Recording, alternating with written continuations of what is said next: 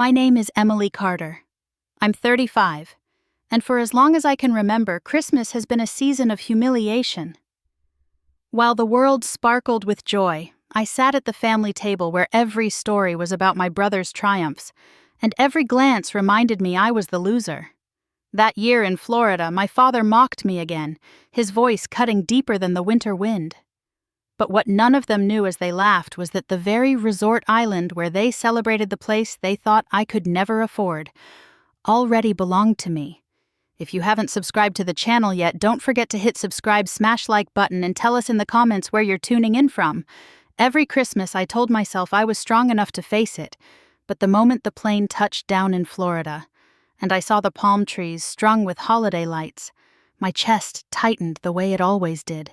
35 years old, and still the word loser echoed in the back of my mind whenever I thought about sitting across from my father at the dinner table. The Carter family had gathered at a villa in the Florida Keys for what Robert, my father, called a proper family holiday. The air smelled of salt and grilled seafood from the marina. The waves carried faint laughter from other resorts, and inside our villa, a massive Christmas tree glittered with ornaments that looked far too expensive to touch. Strings of golden lights draped across the balcony, casting warm shadows on the marble floor. I stood near the window for a moment, staring out at the turquoise water, reminding myself that I had survived worse than this. The door opened behind me, and the noise of my family flooded in. Dad, 63, still carried himself like a man who owned every room. His silver hair was slicked back, his jaw tight, his eyes scanning everything as if he were appraising it for value. Mom Linda trailed behind him, her soft smile already plastered on as if she were trying to keep the peace before any battle had even begun. She was 61 now, her hands delicate, her gaze often averted whenever the conversations cut too deep. Dave, my older brother at 38, walked in next, his laugh loud enough to bounce off the villa walls. A navy blazer hugged his shoulders. His Rolex caught the light, and at his side, Karen clung to his arm, 36, and forever eager to praise him before anyone else could. Their two kids darted around the tree, squealing their sneakers, squeaking against the polished floor. Dinner was set in the main dining room, a long oak table polished until I could see my reflection in it. Silverware glimmered beside crystal glasses, and a roast turkey steamed in the center, surrounded by bowls of stuffing and mashed potatoes. The air smelled of cinnamon candles and roasted garlic, a strange mix of homey warmth and staged perfection. I slid into a chair near the end of the table, hoping to stay unnoticed. For a while the conversation buzzed around Dave. He talked about Miami, about how his real estate firm was expanding into high-rise condos, how investors were practically begging him to take their money. Karen leaned forward, her red dress shimmering under the chandelier, and said proudly, "It's really been a banner year for Dave. His firm is leading the market in South Florida." My father chuckled deep and booming. "That's what I'm talking about. That's how a Carter man handles business." He raised his glass of red wine and everyone else followed. I did too, silently. Then, with the kind of timing only he could master, he turned to me. And of course he said, letting the words hang, "We have Emily." His smile thinned. "Still chasing little dreams, aren't you?" The table quieted, waiting. My cheeks burned, but I pressed my lips together and kept my face calm. "Let's be honest," Dad continued, his voice filling every corner of the room. "We all know who carries the Carter legacy. Dave here is the pride of this family. Emily, well," he smirked, lifted his glass a little higher. "Emily is our loser." The words sliced through the air like glass shattering. Karen let out a polite laugh the kids didn't understand, but giggled anyway, and Dave shifted in his chair, half smiling, half awkward. My mother's hand fluttered toward mine as if to comfort me, but she let it drop before touching.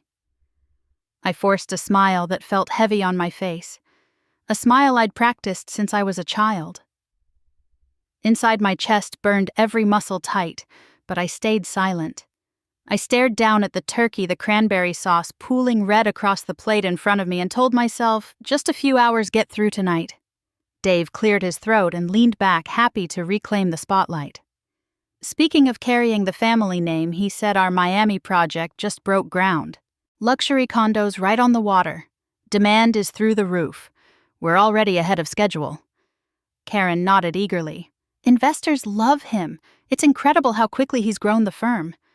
Everyone wants a piece of Dave's vision. Glasses clinked again, the table filled with nods and approval, my father's grin wide with satisfaction. I stayed quiet, swirling the wine in my glass, the ruby liquid catching the chandelier's glow. From the corner of my eye, I saw Dad watching me, waiting for me to flinch, waiting for me to fight back. But I didn't. Finally, he leaned forward, his tone sharp as if delivering a verdict. A man like Dave brings honor to this family. And you, Emily, his eyes locked on mine, cold and final. You will always be a burden. The words hung in the air. No one spoke. The clink of a fork against a plate sounded louder than thunder. I lifted my glass slowly steady and let the wine touch my lips. Inside, I felt the familiar sting, the same cut I had endured for decades. But beneath it, something else simmered. A stillness. A certainty. I met his eyes and held them, not smiling, not looking away. And for the briefest moment, I saw his grin falter. That was enough for tonight. I lowered my gaze, let the noise of the room swell back around me, and tucked the moment away. The night had only begun. The photographs were always the first thing you noticed when you stepped into our brownstone in Queens. Every inch of hallway wall was covered in frames. Dave in his high school basketball jersey, Dave grinning with teammates, Dave holding up a medal under the gymnasium lights. My father had a habit of arranging the pictures himself, the larger ones front and center, the smaller tucked neatly around the edges like footnotes. Somewhere along the line, I realized that I was one of those footnotes. My face showed up only in the corners, as if I had stumbled into the frame by accident. One afternoon in the spring of 2000, the house smelled faintly of pasta sauce and laundry detergent. I was 15, clutching a report card so crisp the paper still crackled when I unfolded it. Straight A's, all of them. I had worked through countless nights hunching over textbooks under the yellow lamp on my desk, whispering formulas to myself until they blurred in my sleep. My palms were damp when I handed it to my father.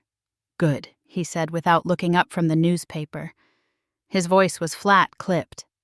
He scanned the page for no more than a second before flicking it onto the coffee table. "Keep it up." That was it. 2 words. Then silence. My chest tightened as I waited for more. Maybe a smile, maybe a hug. None came.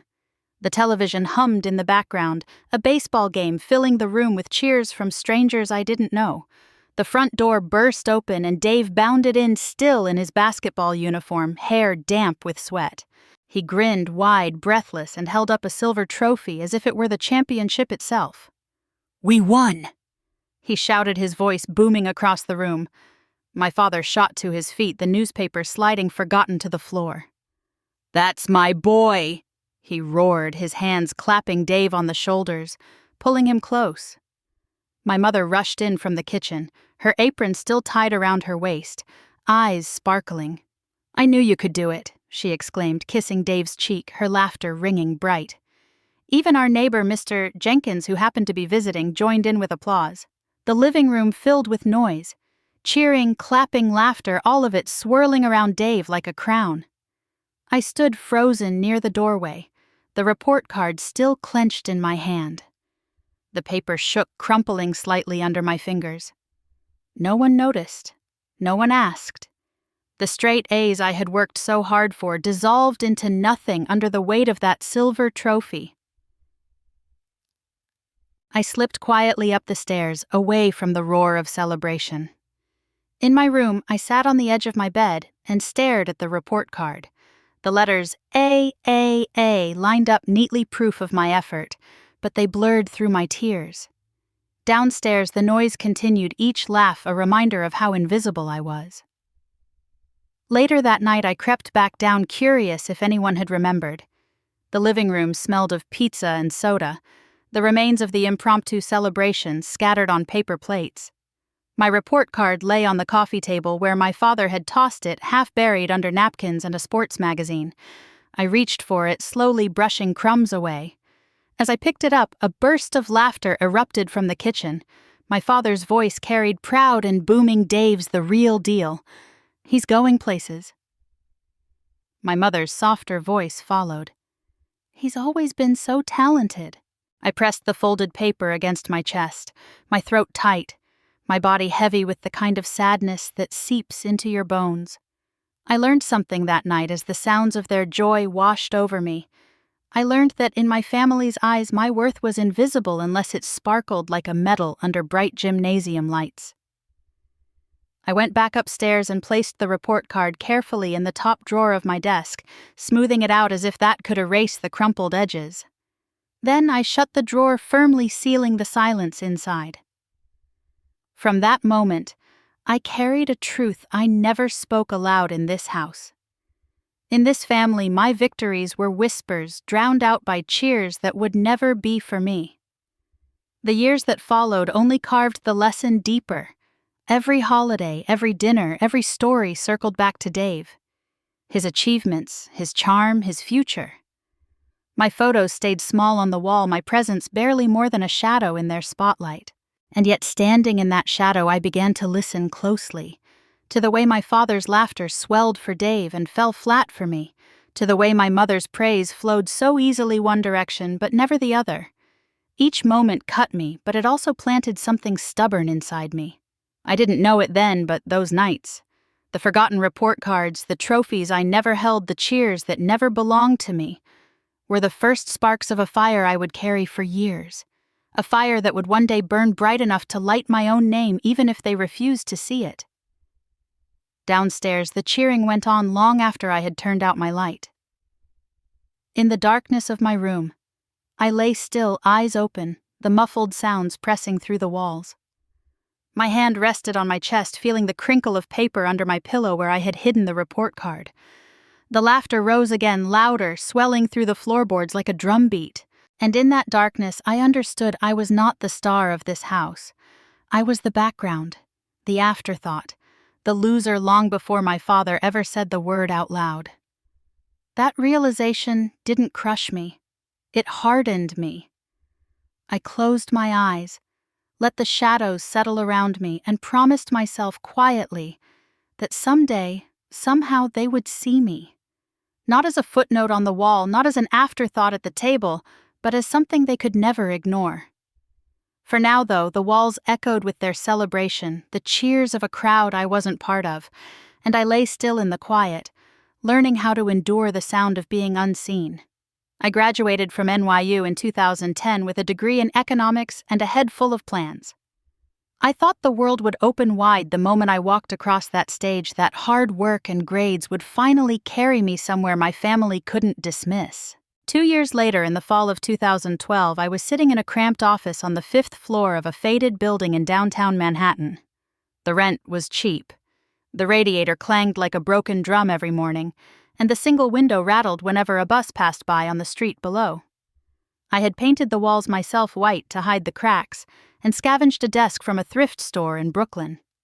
A second-hand coffee maker sputtered like an asthmatic, but it was all I could afford. I told myself it was a start. Every empire begins small, I whispered, even if it smells faintly of mildew and burnt coffee. One Friday afternoon, the door creaked open, and in came Rachel, Tom, and Lisa. Friends from college I hadn't seen since graduation. They were dressed sharply, all tailored suits and leather briefcases, badges from firms on Wall Street gleaming at their belts. Their heels clicked confidently on the uneven floor. "Wow," Rachel said, glancing around with a smirk. "So this is your big company?" Tom let out a laugh. "Looks like a storage closet." Lisa walked over to the coffee maker, lifted the pot, sniffed, then put it down with a wrinkled nose.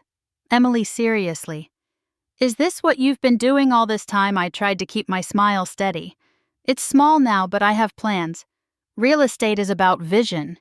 You start with one deal, then you grow." Tom shook his head, amusement spreading across his face. "It's no wonder your family calls you the loser. You're chasing fantasies while the rest of us are building actual careers." The word landed hard. I felt my cheeks heat, but I forced my lips to stay curved. I laughed lightly as though the insult hadn't pierced me, though every part of me ached. Rachel touched my arm with mock sympathy. "Don't take it personally. Some people just aren't built for business."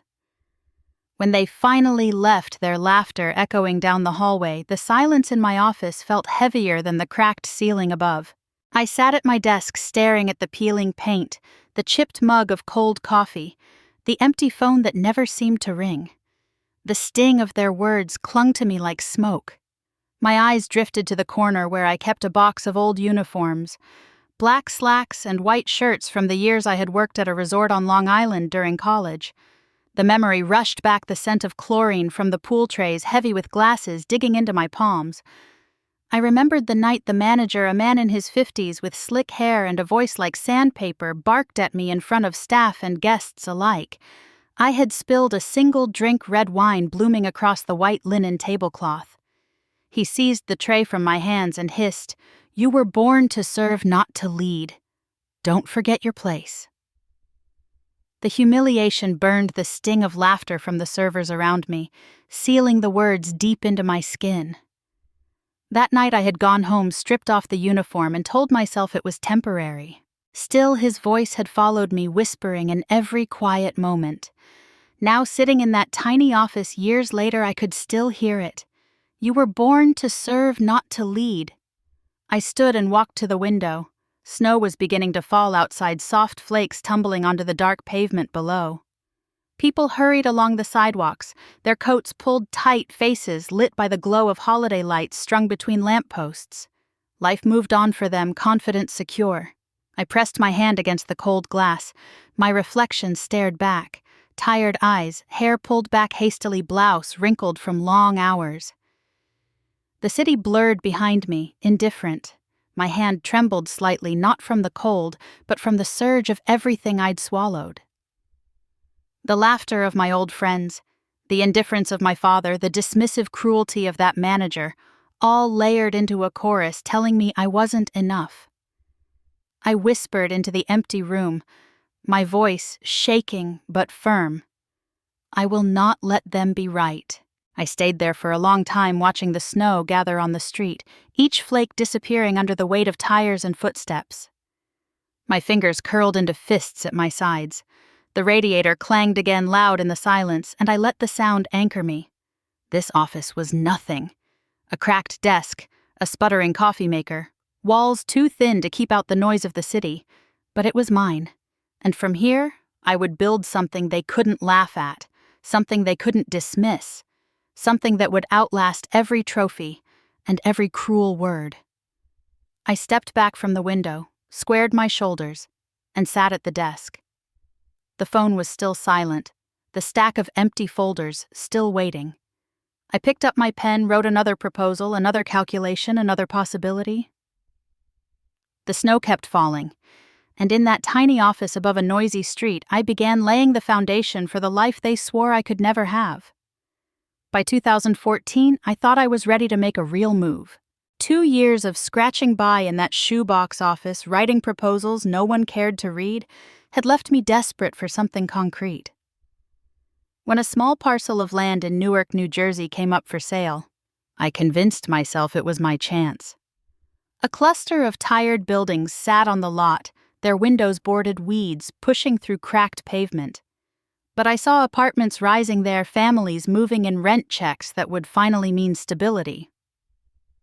I gathered every dollar I had drained, what little savings I'd managed, and borrowed more than I should have.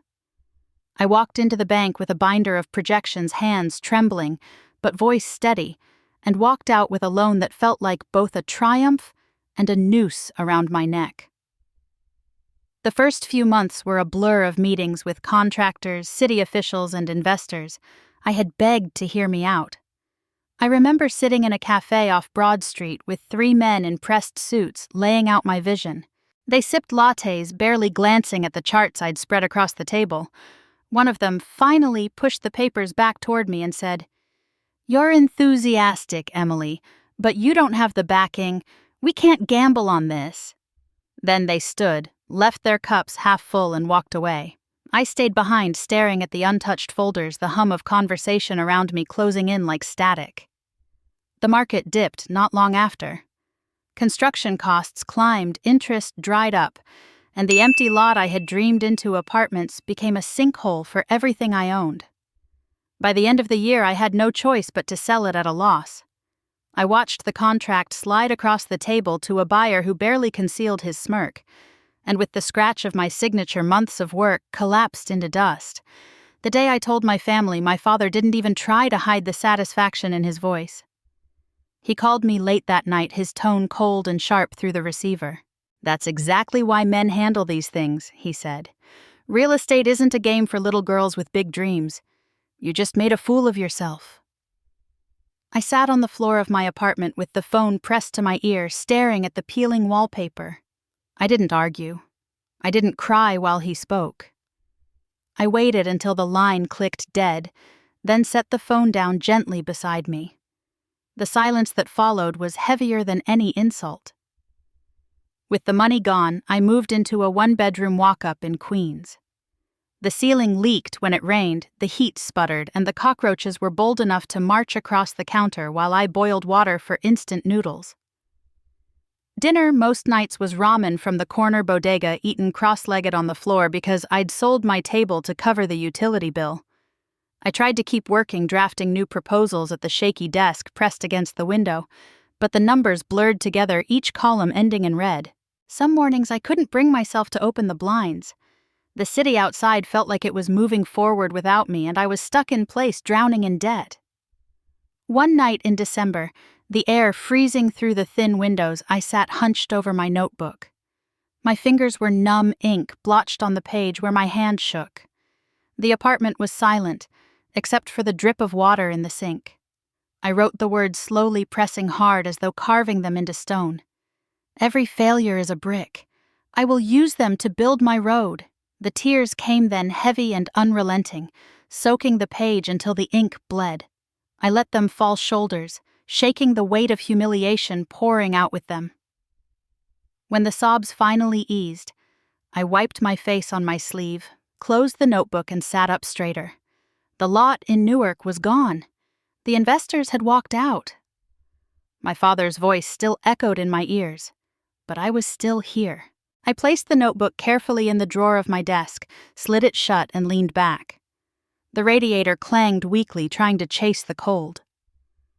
I stared at the ceiling, listening to its hollow groan, and whispered to myself in the dark, "This isn't the end." The city outside was still awake, headlights sweeping across the walls of my apartment. Somewhere out there, opportunities existed waiting to be seen by someone stubborn enough to keep looking. I closed my eyes, steadying my breath, and let the silence settle. I didn't know when or how, but I knew I wasn't finished. Not yet. In the spring of 2016, I flew to Miami for a short consulting job that barely covered my rent but kept me moving. On the last day, restless and unwilling to head straight back to New York, I rented a car and drove south. The highway stretched long across endless water, the bridges threading the Florida Keys together like pearls strung across turquoise waves. By the time I reached a small island, halfway down the chain, the sun was dipping low, turning the sky orange and pink. That was when I saw it. A faded villa hunched at the edge of the sand, its paint peeling in long strips, shutters hanging crooked roof shingles curling like burnt paper. It looked abandoned, yet it sat on one of the most beautiful stretches of coastline I had ever seen. Palm trees swayed in the breeze, their shadows stretching across cracked steps leading down to the shore. A wooden sign leaned against the fence, hand-painted letters chipped, "For sale." I pulled over, my heart thudding. I didn't plan to buy anything. I barely had my head above water after Newark. But something about the place drew me in. I called the number, and an hour later I sat at a chipped kitchen table across from the owner, an older man with skin weathered by decades of sun. His wife poured iced tea into glasses while he shook his head, almost apologetic. "No one wants it," he said. "Too far down the Keys. It needs more work than it's worth." He glanced out at the horizon where the last of the sunlight turned the water molten gold. We just want to let it go before it falls apart completely." The asking price was shockingly low, lower than any property I had ever seen on the market, yet still more than I could comfortably manage. I sat there with my pen tapping against the paper, hearing my father's voice already mocking me. Throwing money into the ocean, another loser mistake. But I couldn't look away from the view out that kitchen window. The waves curling against white sand, the horizon wide and endless. I signed the papers 2 weeks later after securing a reluctant bank loan, my signature trembling but steady enough. When my family found out, the reaction was swift. My father called first. A rundown shack in the middle of nowhere, he barked. "Congratulations, Emily. You've officially thrown your future into the sea." Dave's laughter rang in the background, sharp as glass. "You just don't learn, do you?" I hung up without answering. My chest burned, but I refused to let them hear it in my voice. The renovation was brutal. The roof leaked every time it rained, the plumbing sputtered and groaned, and termites had chewed through half the baseboards. I hired a handful of local workers, paid them in staggered installments, and spent nights sleeping on a cot in one of the only dry rooms. During the day, I hammered nails with blistered hands, hauled debris until my shoulders ached, and scrubbed mildew from walls until my lungs hurt. By December, the place was livable. Not polished, not elegant, but solid enough to open. I converted the front room into a small cafe painting, the walls a pale seafoam blue, filling the shelves with second-hand mugs and chipped plates I'd bargained for at flea markets. I strung fairy lights along the porch, bought a scratched espresso machine from a closing diner, and wrote a chalkboard menu by hand. The first morning I unlocked the doors with trembling fingers. The air smelled of fresh paint and salt. A couple of locals wandered in out of curiosity, ordered coffee, and left quickly. Then nothing. For hours, I sat behind the counter, staring at the door, listening to the hum of the old refrigerator. By the third day, doubt clawed at me. The cafe was nearly empty. The loan payments loomed, and every creak of the building reminded me how fragile it all was. My father's words echoed loser-fool burden. That afternoon, as I wiped down the counter for the 5th time, the bell above the door jingled. A young couple stepped in, still damp from the beach, their cheeks flushed from the wind. The woman brushed sand from her dress and laughed, her eyes lighting up as she looked around. "This place is perfect," she said, pulling her partner toward a table near the window. "It feels like a secret." They ordered coffee, and key lime pie sat close together and gazed out at the ocean while talking about how quiet and peaceful it felt compared to the crowded resorts up north. I brought over their plates, set them down, and for the first time in months, I felt a smile break across my face without effort. As they left, the man paused at the door. "We're telling our friends about this," he said warmly.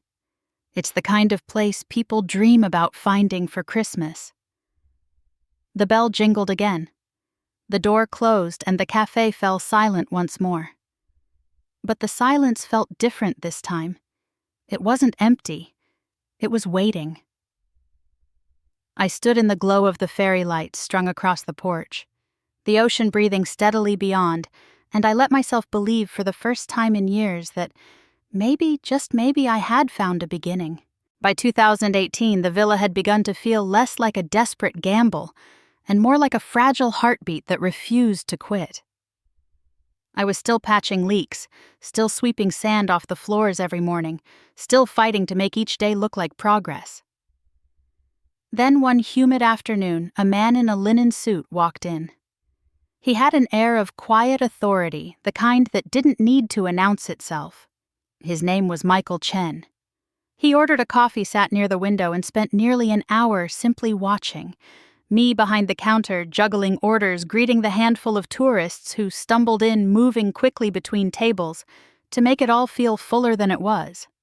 When the last customer left, he stood and approached. "Emily Carter," he said, as though he already knew me. "I've heard about this place. A few of my friends said there was a woman stubborn enough to try building something here." I laughed softly, brushing a stray strand of hair from my face. "Stubborn is one word for it. Most people prefer foolish. His smile was thin, but not unkind. Your father once told me the same thing. Years ago, he looked me in the eye and said I didn't belong in his world. But when I look at you, I see something he never had: resilience. You get knocked down, but you don't stay down. The mention of my father hit me like a flicker of lightning, sudden and sharp. I steadied my voice. And what exactly are you looking for, Mr. Chen? He folded his hands on the counter. Partnership. I invest, you expand. More rooms, better amenities. In return, a fair share of the profits. You keep control. I don't want ownership. Just to back someone who knows how to fight. I stared at him, the words sinking in. Offers like this didn't just fall into my lap. I had spent years begging bankers for crumbs, watching doors slam. Now here was a man offering me not just money but belief. Why me? I asked quietly. His gaze held steady. Because I know what it's like to be underestimated. And because I can see you won't waste the chance. That night after he left, I walked the beach alone, the waves cold against my ankles. I thought of every time I'd been told I wasn't enough. I thought of my father's voice, my brother's smirk. And then I thought of Michael's words, resilience. By the time the tide rose, I had made my decision. We signed the agreement a month later. His capital gave me room to breathe, and suddenly the villa transformed. Walls were repainted, new rooms, added the kitchen renovated to serve more than coffee and pie. We added hammocks under the palms, a few kayaks for guests to paddle into the mangroves. Each improvement made the place feel alive, no longer a forgotten shack, but a budding resort. Of course, nothing came without resistance. The county office demanded endless paperwork for a tourism license. Every week I drove into Key West with folders stacked in the passenger seat, waiting in long lines, only to be told I'd missed one more form, one more signature. I learned to smile through the condescension of clerks who looked at me like a girl playing business. At the bank, the loan officer tapped his pen against the desk, eyes narrowed. You've already failed once, Ms. Carter. Why should we believe this time will be different? I leaned forward, my voice steady, though my stomach churned. Because I've already survived failure. And I'm still here. Michael introduced me to a lawyer he trusted, a man named David Whitman, 62, precise and sharp. He helped me navigate contracts and permits, his dry humor softening the sting of rejection letters. Paper and ink, he reminded me, can protect more than fists ever will. The weeks bled into months. I rose before dawn to scrub floors, spent afternoons on construction sites, arguing with contractors, and collapsed at night with dust in my hair and the smell of paint clinging to my clothes. My hands cracked from chemicals, my back ached, but each morning I woke with something I hadn't felt in years: momentum. By late autumn, we finished 10 guest rooms.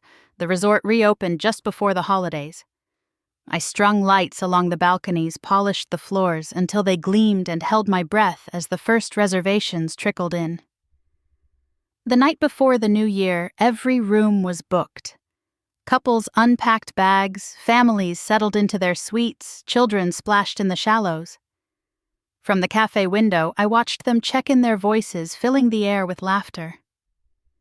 The sound was so different from the hollow quiet that used to echo in these walls. When the last key was handed out, I slipped into the back room and sat alone on a worn bench. My body sagged from exhaustion, but tears blurred my vision. For the first time, the place wasn't empty. For the first time, I wasn't alone with my dream. I pressed the heels of my hands against my eyes, let the tears fall, and whispered to myself, "This is real. This is mine." Outside music drifted from the beach fireworks beginning in the distance. I stayed where I was, holding on to the moment, letting the weight of it settle deep. The resort was alive, and so was I. By 2020, the villa had grown into something far beyond the crooked little cafe I once opened with trembling hands. With Michael's backing and Whitman's steady guidance, I bought the adjacent lots one by one until the shoreline curved under my name. Slowly, the dream took shape. A resort island, not just a villa, not just a handful of rooms, but an entire stretch of sand and sea that belonged to me. The expansion made ripples in the industry, and soon I was invited to a hospitality conference in Miami. I walked into the ballroom wearing my best black dress, my palms damp but my chin lifted. Crystal chandeliers cast light over rows of polished tables where investors and hotel magnates sipped cocktails and exchanged knowing looks. Mark Stevens was there, the owner of a national hotel chain, a man twice my age with a reputation as sharp as his cufflinks. When the moderator mentioned my name, Mark leaned back in his chair, his voice carrying easily over the hum of the room. "Emily Carter," he said with a laugh, "running her own island resort." What a joke. This isn't a college project. This is the real world. She'll sink before she can even swim. Laughter rippled around the table. My face burned, but I held my smile steady, fingers gripping the edge of my glass. I wanted to shout to remind him I had already crawled through failure and was still standing. Instead, I raised my water, nodded politely, and thought, "Keep laughing. I'll remember." Word of that conference traveled quickly. Within weeks, my phone buzzed with calls from numbers I hadn't seen in years. My father first, then Dave. They showed up unannounced at the island a month later, stepping off a private boat as if they already owned the place. Dad's hair had gone grayer, but his presence hadn't softened. He stood on the dock, surveying the villas rising behind me, the sound of hammers still echoing across the property. Dave trailed behind his suit jacket, catching the sea breeze sunglasses perched smugly on his nose. "Emily," Dad said, his tone heavy with false concern. "This is ambitious. A whole island." "You're overextending yourself," Dave chimed in, flashing that practiced grin. "We only want to help. Family should stick together, right? If you put our names on the documents, it'll show stability. Investors will feel safer knowing men are backing you." The words slid across me like oil, slick and foul. I smiled thinly. "You're worried about me." Dad nodded gravely. "We don't want you to lose everything again. Sign us on as co-managers. It's for your own protection." Inside rage coiled tight, but my voice stayed calm. "Of course. If you're serious, I'll have my lawyer draft something. You'll get a share of the profits, and the family name will look stronger." Dave's grin widened. "Now that's the Emily I like to hear. Sensible." I kept my eyes steady as I handed over the folder a week later. The papers were crisp, the language precise, Whitman's craftsmanship. On the cover it read, "Partnership Agreement." Buried inside in the clauses, they would never bother to read it clearly, stated waiver of rights, full ownership retained by Emily Carter, all claims relinquished by signatories. We sat together in my villa's main hall, the ocean breeze rustling the curtains. I poured wine, kept the conversation light while their pens hovered. "Let's not waste time," Dave said, scribbling his signature with a flourish. He didn't read a line. He never did. Dad followed slower, but just as careless. For the good of the family, he set his hand dragging across the page. I watched the ink dry, my heartbeat loud in my ears. I smiled politely, collected the folder, and excused myself to the kitchen where I leaned against the counter, breathing hard. My hands shook as I closed the folder, but not from fear. From power. They thought they were securing control. They thought they had trapped me under their protection. Instead, they had signed away every right they could claim. That night, I stood alone on the balcony, the waves slapping against the shore below the contract, heavy in my hand. My voice slipped into the dark, low and certain. They just gave me the sharpest weapon I'll ever need. The stars glittered over the keys, indifferent, eternal, and I let the night carry my vow forward. This time, I wouldn't just survive. I would win. Christmas of 2024 arrived with the kind of brilliance that could make even the most jaded heart pause. The island glittered with lights I had strung weeks before, wrapping palms and balconies until the shoreline glowed like a string of jewels. In the grand villa at the center of the property, a towering Christmas tree stretched nearly to the ceiling, its ornaments catching the warm glow of chandeliers. Guests moved quietly through the lobby, their laughter and the rustle of their coats blending into the sound of waves outside. I stood near the entrance when I heard the crunch of tires on gravel. My family had arrived. A sleek, black SUV rolled up, and moments later my father stepped out. His shoulders squared as if he owned the ground beneath him. His eyes scanned the building, the polished windows, the manicured lawn with something between suspicion and disdain. Dave emerged next, sunglasses perched despite the fading evening light. His wife Karen behind him, already snapping pictures on her phone. My mother followed last, smoothing the wrinkles in her coat, her eyes darting nervously across the glowing facade. They walked in together, the air of critics entering a theater. My father's shoes clicked against the marble floor as he took in the chandeliers, the Christmas garlands draped along the banisters. He gave a sharp laugh. "So, this is it," he said, his voice carrying easily through the hall. "A rented villa dressed up for Christmas. Looks impressive, but a loser sitting in borrowed luxury is still a loser." Dave smirked, clapping his hands once as if mocking applause. "Not bad, Emily. You really went all out.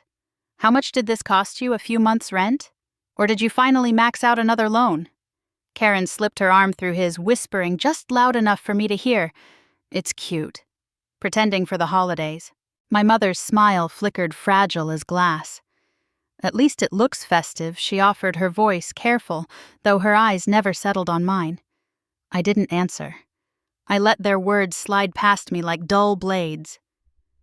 I stood in the glow of the Christmas tree, my hands folded loosely in front of me, and allowed a small smile to curve my lips. Not the smile they were used to, the forced, strained one that begged for approval, but a quieter, steadier one that carried its own secret. My father caught it. He frowned, a crease cutting across his forehead. "What's that look for?" I lifted my gaze to meet his, steady as stone. "Just enjoying the evening, Dad." He scoffed, waving a dismissive hand. "Enjoy it while it lasts."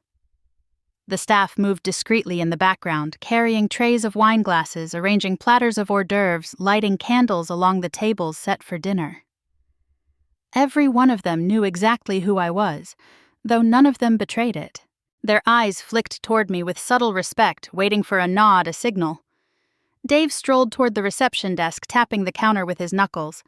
"Hey, do you have a presidential suite for the Carters?" he joked to the receptionist, puffing out his chest. "Oh wait, that's us tonight."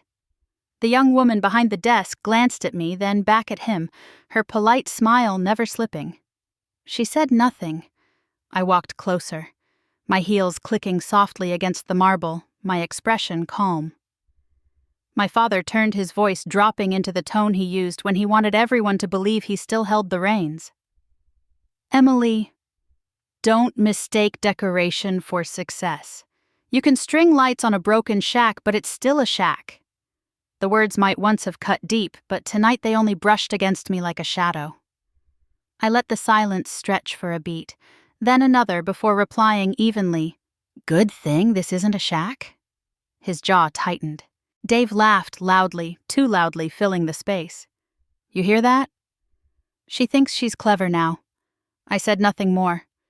Instead, I turned slightly toward the staff gathered at the edge of the room.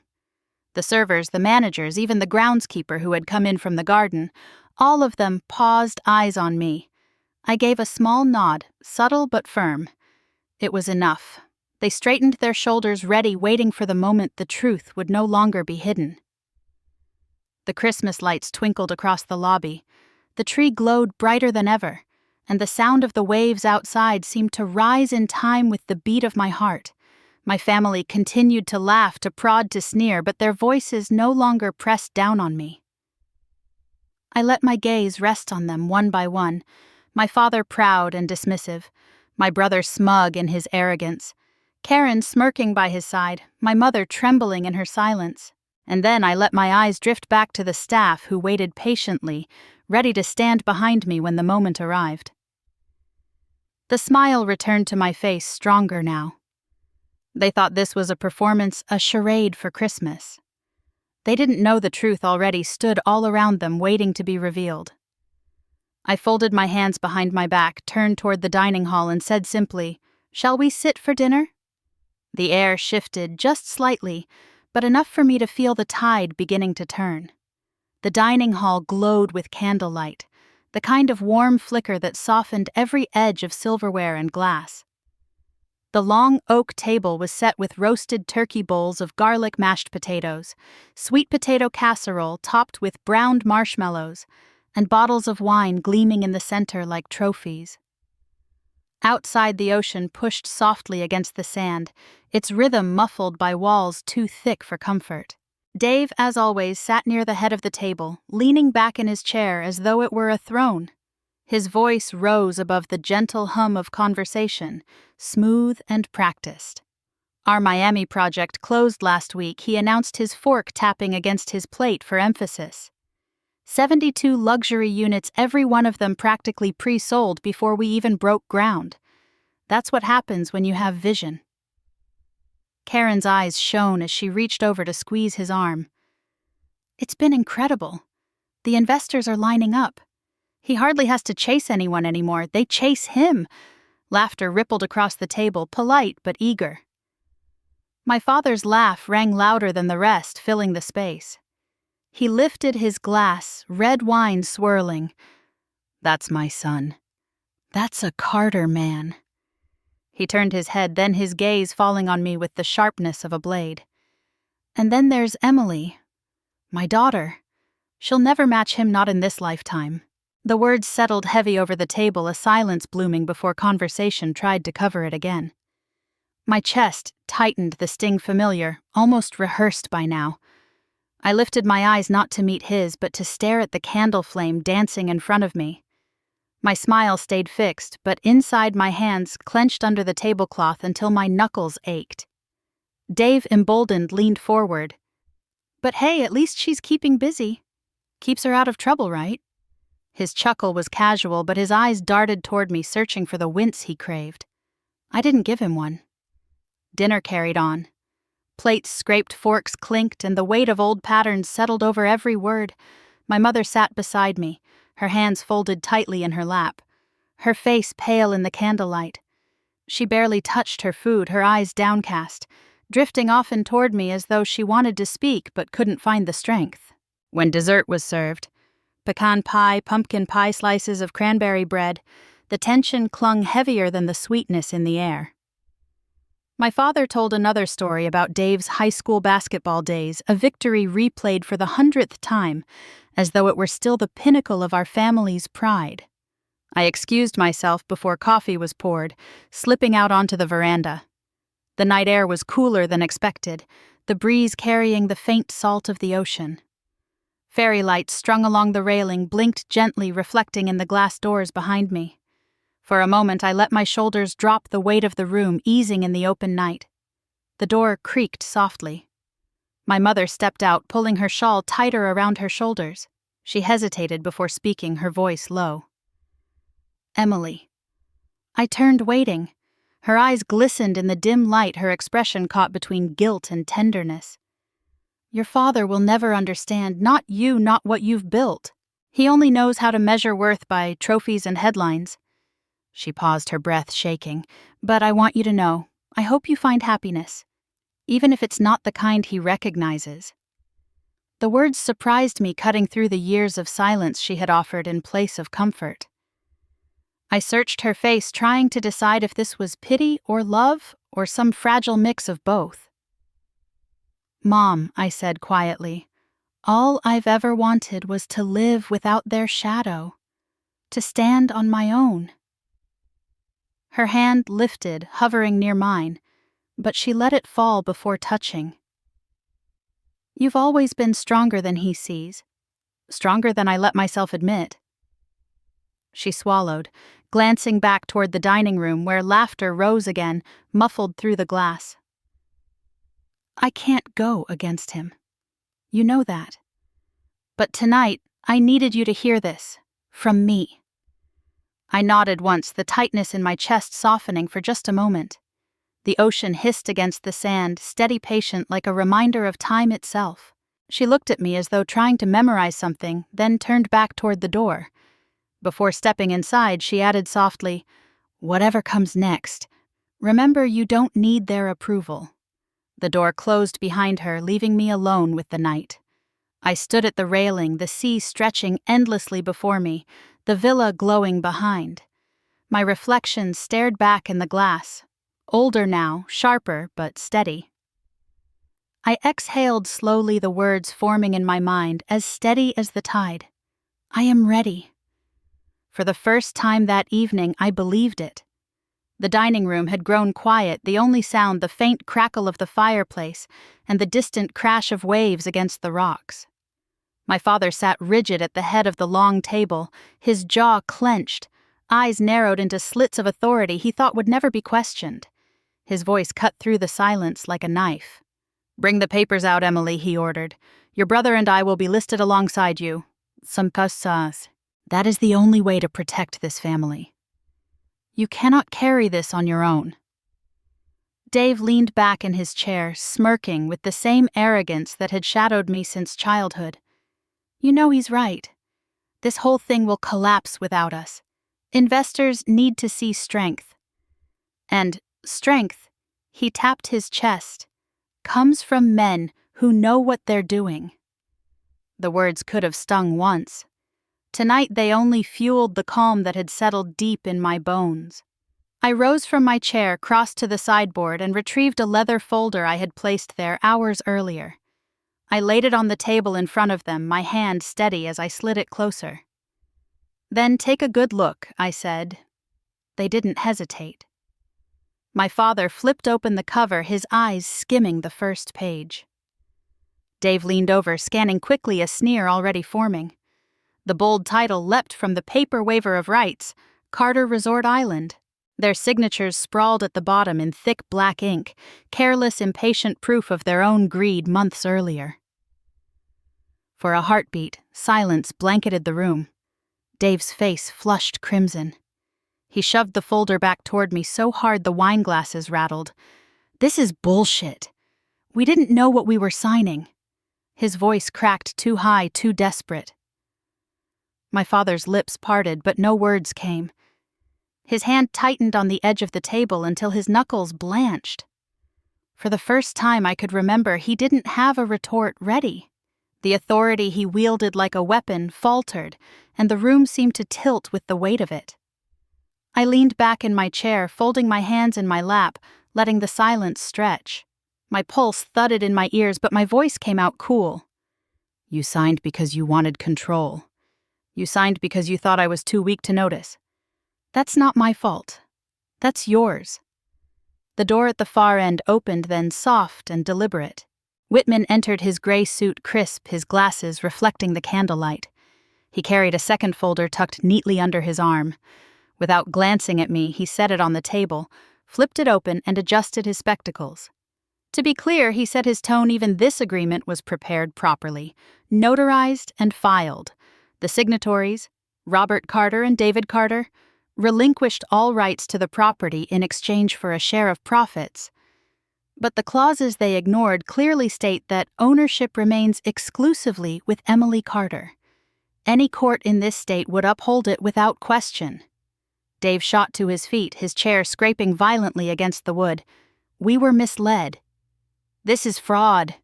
Whitman didn't blink. "The law doesn't recognize willful ignorance. You had every chance to read what you signed. The fact that you chose not to doesn't make it invalid." My father's face darkened, veins standing at his temple. He pushed the papers aside, his voice low but sharp. "You tricked us." I met his glare with one of my own, steady and unflinching. "No, I protected myself. You thought you could swoop in and claim what you never built.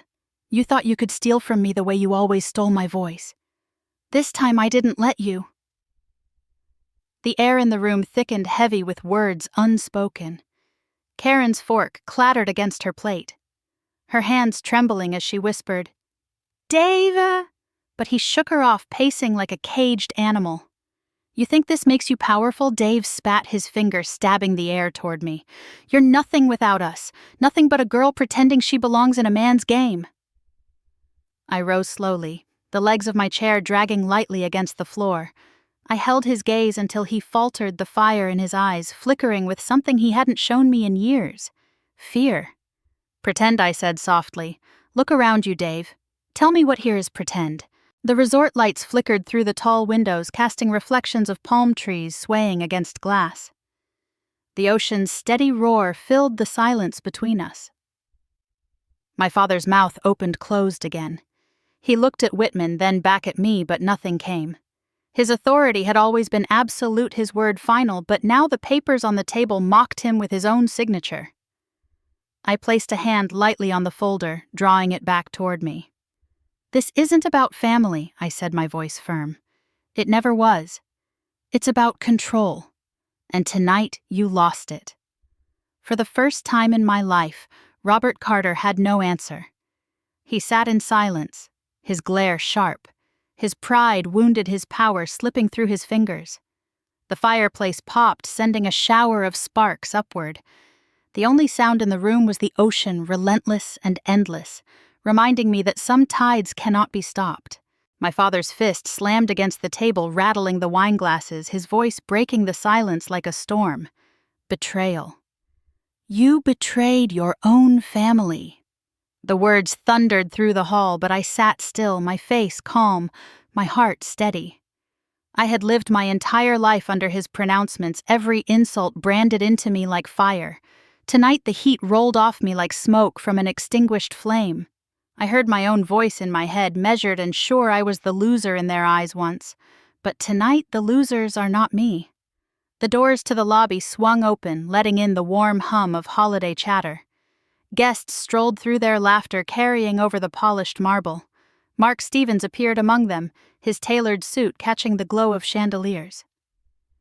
His eyes swept the villa landing on me, then flicking toward my father and brother. I watched his smirk falter when the staff at the reception desk straightened, bowing their heads slightly as they spoke in unison. "Welcome, Ms. Carter." The title landed heavy in the air. "Ms. Carter. Not Robert. Not Dave. Me." Mark's expression froze, the realization dawning in his eyes. He gave a polite nod, but the stiffness in his jaw betrayed him. The man who once mocked me in front of an industry ballroom now stood in my lobby, forced to acknowledge what he had dismissed as a joke. My brother's mouth fell open. Karen reached for his arm, whispering, "They're calling her the owner." My father glared at the receptionist, his voice sharp with indignation. "Do you know who I am?"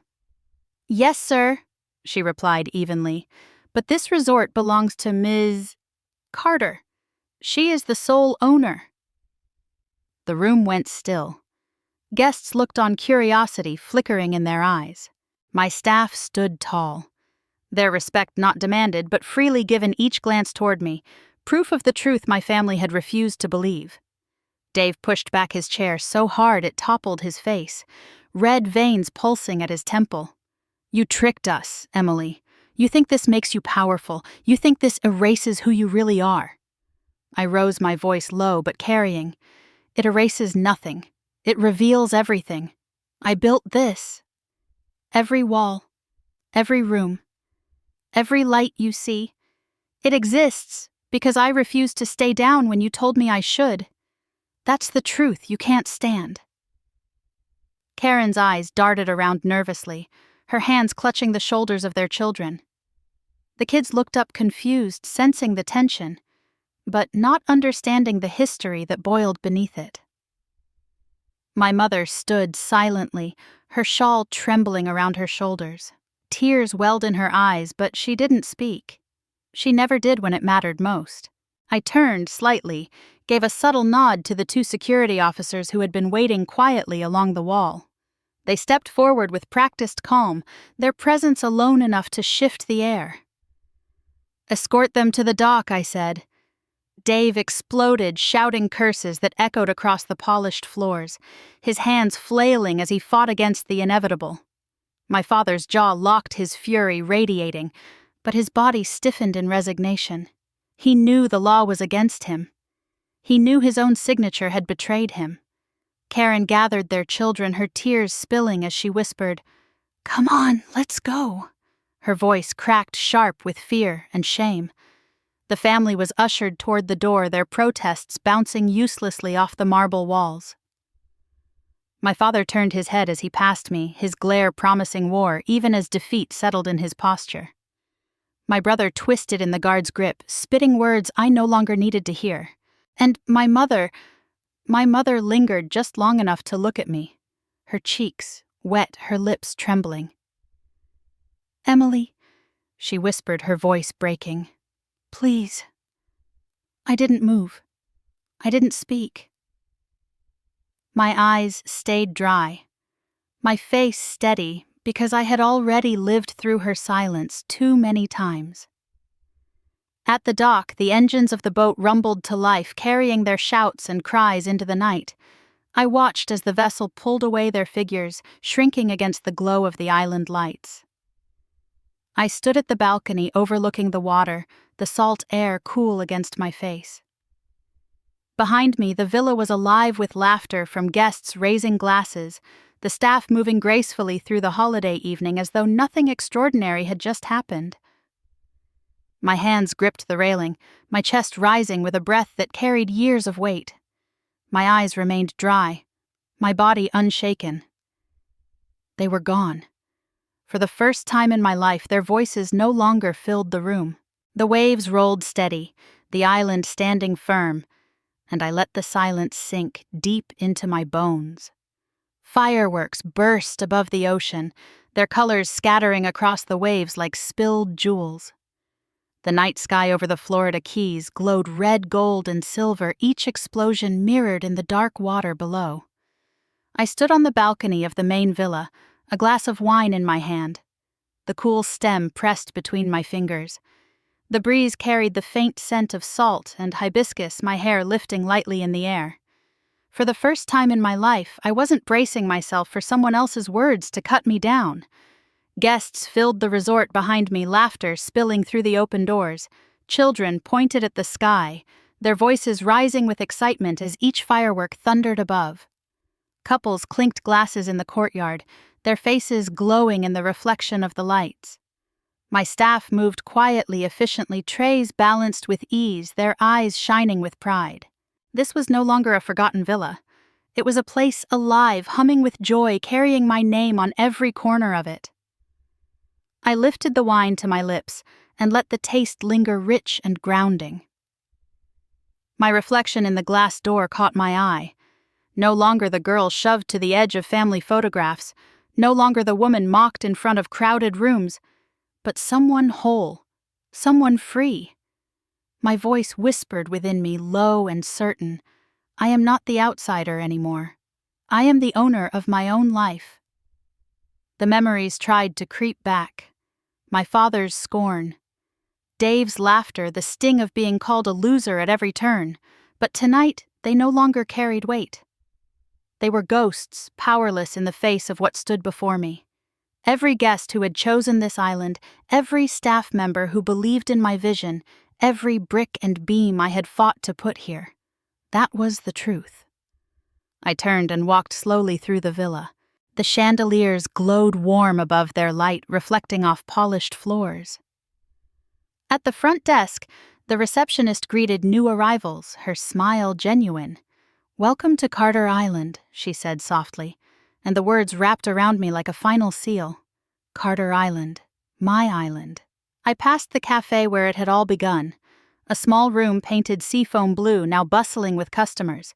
The scratched espresso machine had been replaced by gleaming chrome, the shelves lined with mugs bearing the resort's crest.